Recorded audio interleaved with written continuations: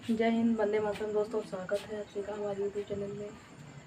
आज हम चर्चा करने वाले हैं भारतीय संविधान के भाग 3, जिसका नाम है मौलिक अधिकार। इसमें अनुच्छेद 12 से लेकर 35 तक चर्चा की गई है, लेकिन हम इसमें आज 12 से लेकर 18 तक अनुच्छेदों की चर्चा करेंगे। देखिए, मौलिक अधिकार होते क्या हैं। अगर इसमें दिया गया है कि मौलिक अधिकार, तो होते क्या है ये मौलिक अधिकार। देखो, जो मौलिक अधिकार हमारे होते हैं, इनको हमसे कोई भी छीन नहीं सकता है। ना ही तो हमसे कोई सरकार छीन सकती है, ना ही तो हमसे कोई भी व्यक्ति छीन सकता है। मौलिक अधिकार हमारे जो थे पहले वो 7 थे, लेकिन वर्तमान में अब हमारे मौलिक अधिकार 6 हो चुके हैं। अब 6 क्यों है, पहले 7 क्यों थे? देखिए, यहाँ पे जो संपत्ति का अधिकार था वो जो है पहले मौलिक अधिकार था, लेकिन वह अब यहाँ से मौलिक अधिकारों में से हटा दिया गया है। क्यों हटा दिया गया, इसकी चर्चा हम आगे करेंगे।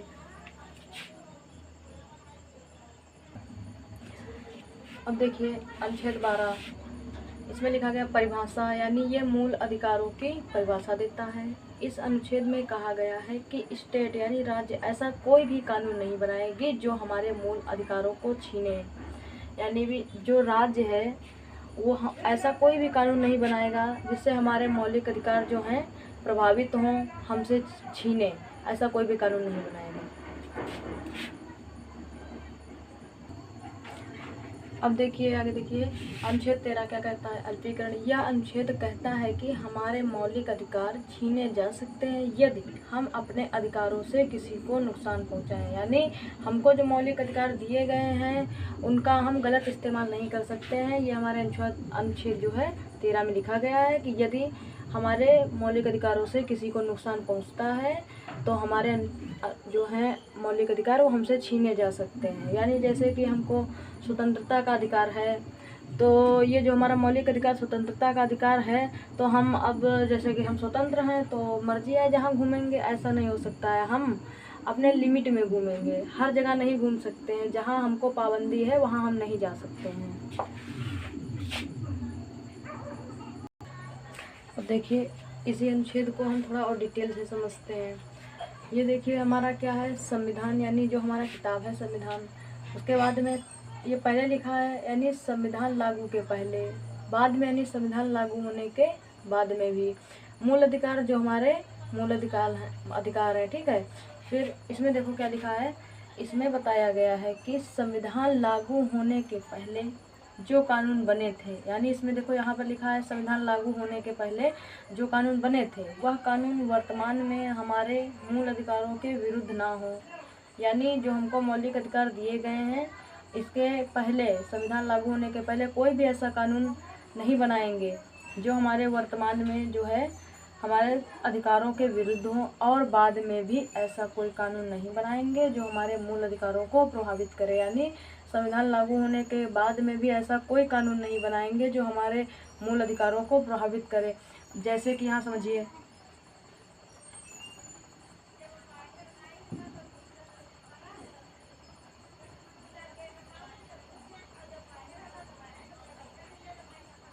अब जैसे कि समझो यहाँ पे 3 तलाक। अब देखिए, 3 तलाक जो था ये बहुत पहले से कानून चल रहा है, और ये पहले से जब चल रहा है अब ये वर्तमान में भी है, तो इससे हमको कोई परेशानी नहीं होती। यानी इसके अंदर ऐसा कोई भी कानून नहीं है जो हमारे पहले संविधान को प्रभावित कर रहा था और जो हमको मूल अधिकार दिए गए हैं उनको प्रभावित कर रहा है।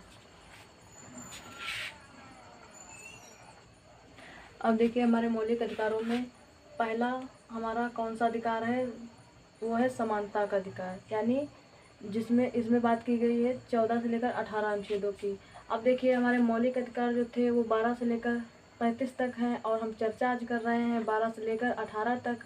और पहला जो मौलिक अधिकार है हमारा वो है समानता का अधिकार, जो है 14 से लेकर 18 तक। अब देखिए, इसमें क्या बताया गया है। अब देखिए, अनुच्छेद 14 क्या कहता है।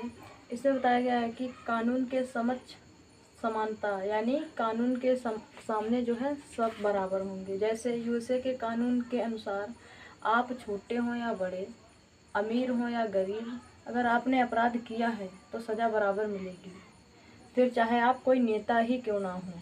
देखिए ये बहुत ही अच्छा कानून बनाया गया। अगर इसमें समानता ना होती कानून के समक्ष तो जो है बड़े बड़े लोग थे उस जो मर्डर करते रहते और उनको सज़ा नहीं मिलती।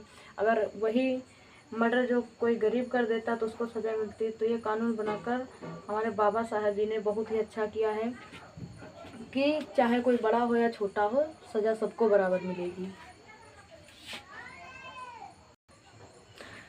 अब देखिए इसी को थोड़ा और समझते हैं। आपको क्लासिफिकेशन के आधार पर यानी वर्गीकरण के आधार पर थोड़ा अलग देखा जाएगा। जैसे मेल एंड फीमेल यानी पुरुष और महिला, अर्थात महिलाओं को फांसी नहीं दी जाती है। अब देखो यहाँ पे क्लासिफिकेशन के आधार पर ही हमको अलग देखा जा रहा है, क्योंकि जो कि यहाँ पे मेल को फांसी दी जाती है और महिलाओं को नहीं दी जाती है। अब आगे देखिए अनुच्छेद 15 क्या कहता है, सरकार और पब्लिक यानी सरकार और जनता।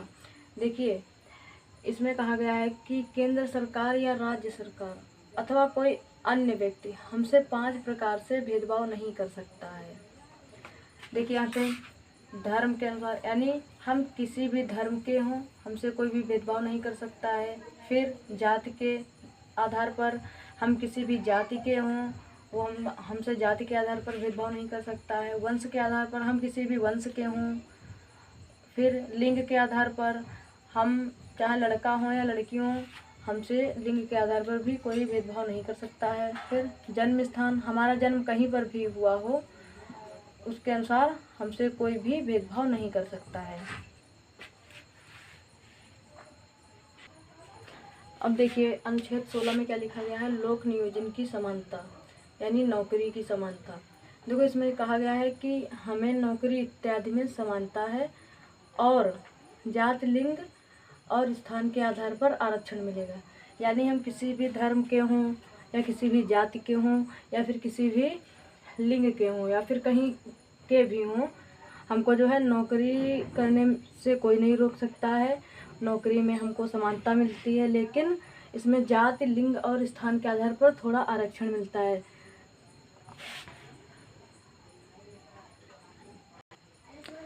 अब आगे देखिए अनुच्छेद 17 क्या कहता है, अस्पृश्यता यानी छुआछूत। इसमें कहा गया है कि जाति धर्म के आधार पर हम किसी के साथ छुआछूत नहीं मनाएंगे।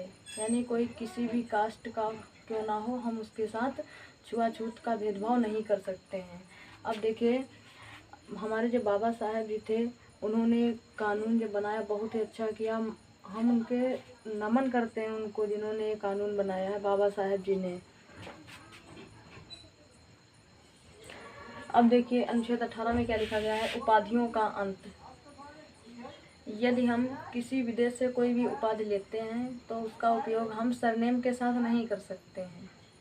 यानी अगर हम कहीं विदेश में जाते हैं और वहाँ अच्छा कार्य करते हैं किसी भी क्षेत्र में तो हमको कोई उपाधि मिल जाती है तो उसका हम उपयोग सरनेम के साथ नहीं कर सकते हैं। जैसे जो हमारा भारत रत्न होता है जो पुरस्कार, उसका हम उपयोग अपने सरनेम के साथ नहीं कर सकते। वो कैसे, अब ये नहीं हमारा नाम कुछ है तो हम उसके साथ में, जैसे किसी का नाम मोहन है तो भारत रत्न मोहन ये नहीं लिख सकते हैं, लेकिन हम एजुकेशन के आधार पर उन उपाधियों का उपयोग कर सकते हैं। जैसे डॉक्टर हो गया, इंजीनियर हो गया, हम लोग अपने नाम के आगे डॉक्टर, इंजीनियर ये सब लगा सकते हैं।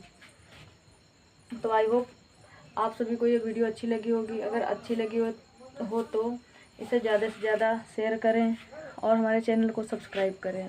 जय हिंद।